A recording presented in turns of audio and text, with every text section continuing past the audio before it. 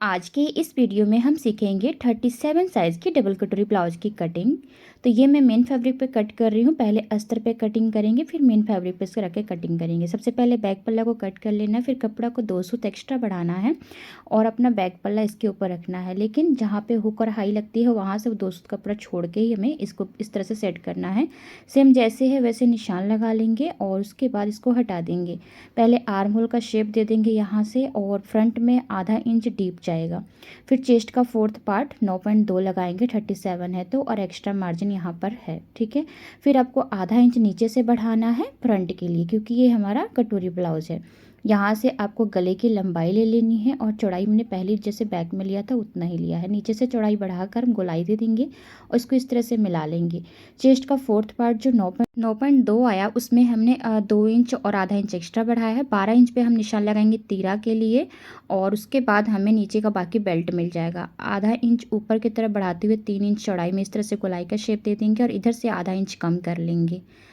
इसके बाद आपको गले के साइड से 1 इंच और आर्म होल के साइड से 2.5 इंच और यहाँ से आपको चेस्ट का जो 4th पार्ट 9 आया है उसका 3 भाग कर लेना है। इस तरह से तिरछा शेप में मिला देना है। इन तीनों पॉइंट को इस तरह से मिला लेंगे तो ये हमारा कटोरी का शेप बनेगा, जो कि रफली होगा। बाद में हम इसे फेयर करेंगे। तो पहले हम जैसे हमने निशान लगाया है वैसे हमें इसको कट कर लेना है। और अब इसके बाद हमारा क्रॉस पट्टी और नीचे की योक पट्टी निकल गई है, ठीक है। तो अब हमें निकालना है इसका मेन कटोरी पार्ट। तो इसका हमने आधा कर लिया। आप चाहे तो पेपर पे भी कटिंग कर सकते हैं। पहले हम इसका गुलायली पार्ट का 3 भाग करेंगे।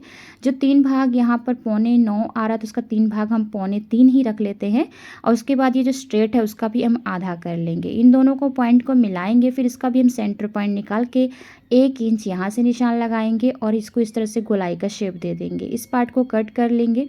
अब इसे आपको आर्म होल से जो कपड़ा बचा है उस पर तिरछा रखना है।